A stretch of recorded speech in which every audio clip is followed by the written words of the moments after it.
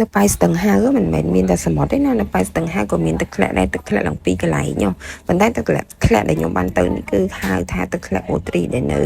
តាម trend TikTok គេដាក់ថាទឹកធ្លាក់អូទ្រីប៉ុន្តែនៅពេលដែលទៅគុំសើចដាក់ថាទឹកធ្លាក់អូទ្រីគឺដាក់សើចដាក់ហបកសិដ្ឋានចិញ្ចឹមជៀមឬក៏កសិដ្ឋានចិញ្ចឹមអូទ្រីបានអ្នកទាំងអស់គ្នារកផ្លូវឃើញ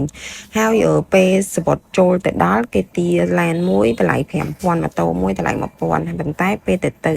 ដល់ហ្នឹងកុំភ្លេចសួរផ្លូវអ្នកលក់សបុតបើសិនជាមើលតាម Google Map ទេនឹងដាច់ map ហ្មងដោយសារតែ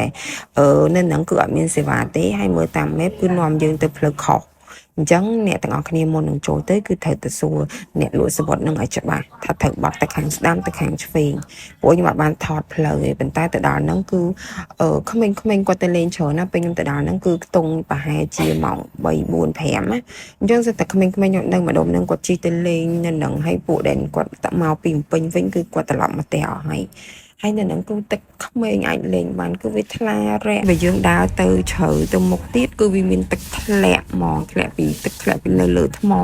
ប៉ុន្តែដោយសារខ្ញុំមានកូនទូចហើយផ្លូវវាដើររៀងបបាច់ដោយសារតែពេលដែលខ្ញុំទៅហ្នឹងគឺមិនទឹមតែភ្លៀងហើយអញ្ចឹងទៅរៀងពិបាកដើរអញ្ចឹងក៏ខ្ញុំអត់ទៅដល់នឹងដែរខ្ញុំលេងតែធំកន្លែងទឹករាក់ឲ្យកូន